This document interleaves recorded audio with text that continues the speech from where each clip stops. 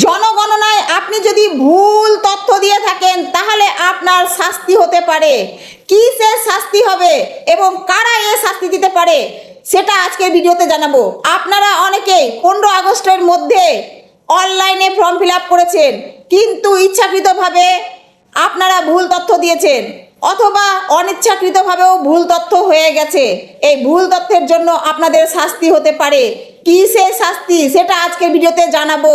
আপনারা অনেকেই মনে করছেন জনগণনা করব না, কি হবে আমার, জনগণনা আমি করব না। আপনাদেরকে বলে রাখি, জনগণনা করতে হবে, এটা আপনাদের অধিকার এবং দায়বদ্ধের মধ্যে পড়েন।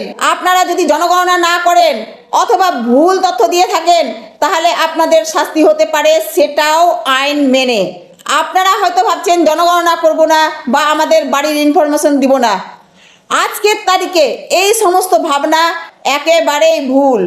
যারা 15 আগস্টের মধ্যে অনলাইনে ফর্ম ফিল আপ করেছেন জনগণনার, কিন্তু আপনারা ভুল করে ফেলেছেন, সেটা হয়তো না জেনে শুনে ভুল করেছেন। অনেকেই আবার ইচ্ছাকৃতভাবেও ভুল তথ্য দিয়েছেন, কিন্তু এখন মনে করছেন যে আমি এটাকে ঠিক করব, সঠিকভাবে দিব। আপনারা এখন আর অনলাইনে করতে পারবেন না, তবে একটা অপশন আছে আপনাদের বাড়িতে বাড়িতে এখন সেন্সারের এনুমারেটর যাবেন এবং তখনই আপনারা এনুমারেটরের কাছে সেই ভুলটাকে সংশোধন করতে পারবেন। শুধুমাত্র এনুমারেটর এই ভুলটাকে সংশোধন করে দিতে পারবেন। আপনারা হয়তো জানেন না, এই যে জনগণনা হচ্ছে শুধু যে আমাদের দেশেই হচ্ছে সেটা না, অন্যান্য দেশেও হয়। আর এই জনগণনা আইন মেনেই হয়।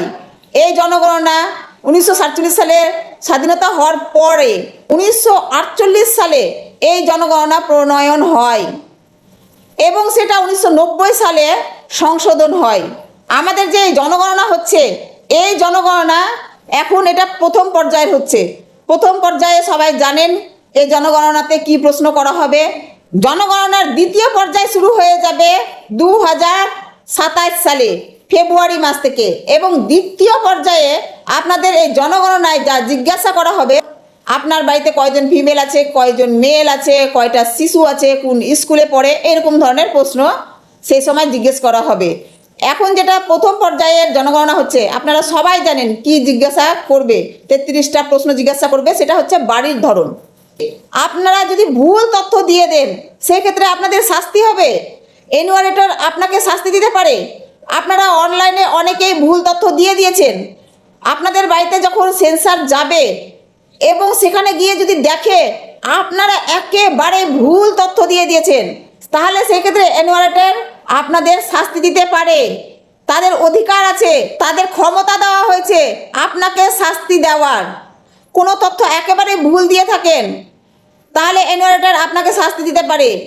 সেটা হচ্ছে 1000 টাকা জরিমানা হতে পারে অথবা আরও অন্য কিছুও শাস্তি হতে পারে। তো আপনারা ভুল তথ্য দিবেন না। আপনাদের বাড়িতে যখন সেন্সাসের এনুমারেটর যাবেন তখন তাদের কাছে আপনারা সেই ভুল তথ্যগুলো সঠিক করে নেবেন, একেবারে সঠিক তথ্য রাখবেন।